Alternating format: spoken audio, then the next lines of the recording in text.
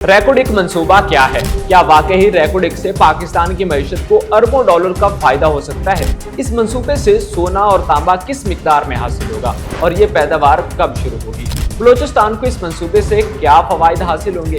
क्या मकामी लोगों को मुलाजमतें मिलेंगी या सिर्फ बाहर के लोग ही फायदा उठाएंगे? रैकोडिक के अरबों डॉलर के जखायर की निगरानी कौन कर रहा है?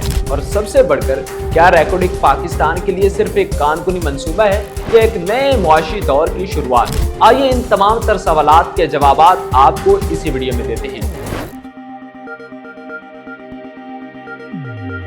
मैं अदनान शमीर हूं, आप पाकिस्तान खबर देख रहे हैं। रैकोडिक सूबा बलोचिस्तान के चागी जिला में वाक़ है। ये पहाड़ी इलाका अफगानिस्तान और ईरान दोनों के करीब है। चागी वही इलाका है जिसके सीने में 1999 में जोहरी धमाके करके पाकिस्तान एटमी ताकत बना था। ये इलाका आतिश फिशानी चट्टानों और मुख्तलिफ मादनियात की मौजूदगी की वजह से जाना जाता है। 2024 में एक फिजिबिलिटी स्टडी ने रैकोडिक में 15 बिलियन टन तांबे और 26 मिलियन औंस सोने की मौजूदगी की तस्दीक की। वजीर बराए तवानाई पेट्रोलियम डिवीजन अली परवेज मलिक ने गुज़श्ता दिनों कौमी असम्बली को बताया कि रैकोडिक से पहले मरहले में पैदावार 2028 में शुरू होगी, जो कि सालाना सोने की 3 लाख औंस और तांबे की 2 लाख टन होगी। दूसरे मरहले में पैदावार 2034 में शुरू होगी, जो कि सालाना सोने की बढ़कर 5 लाख औंस और तांबे की 4 लाख टन हो जाएगी। ये पाकिस्तान में सबसे बड़ा मगरबी सरमायाकारी का मंसूबा होगा और इससे मौजूदा माइन प्लान की तकरीबन 37 साल जिंदगी में 75 अरब अमरीकी डॉलर से ज्यादा की मुफ्त कैश फ्लो पैदा करने की तवक्को की गई है। ये अदादोशुमार हकीकी कैश फ्लो पर मबनी है जो मोहतात हैं। वक्त के साथ साथ कीमतों में इजाफे के पेश नजर मुफ्त कैश फ्लो 100 अरब डॉलर से ज्यादा की पैदावार भी कर सकता है। इस वक्त कनाडा की बैरक गोल्ड कारपोरेशन हुकूमत पाकिस्तान के इश्तराक से इस मंसूबे पर काम कर रही है।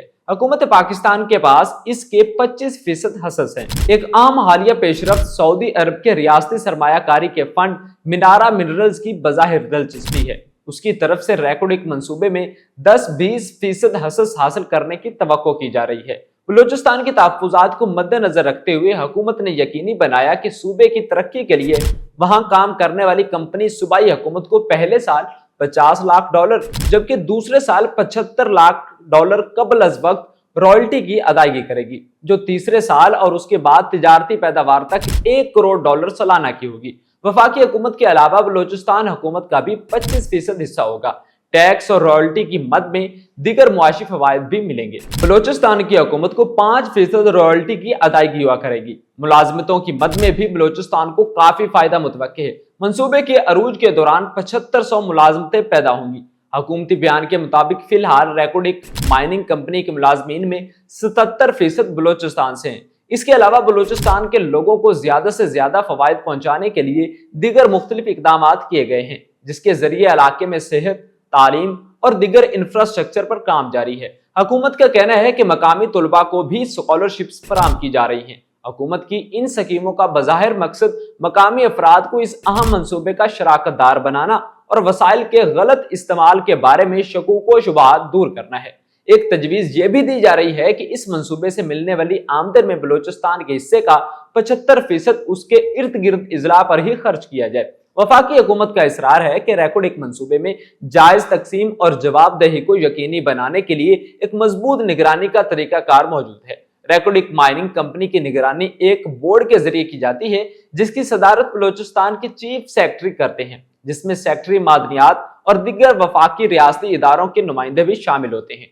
यह बोर्ड मंसूबे की तरक्की जांचने के लिए सहमाई इजलास मुनक्किद करता है और शफाफियत को यकीनी बनाता है। मजीद ऐसी स्टोरीज के लिए पाकिस्तान खबर को लाइक, फॉलो और सब्सक्राइब जरूर कीजिए।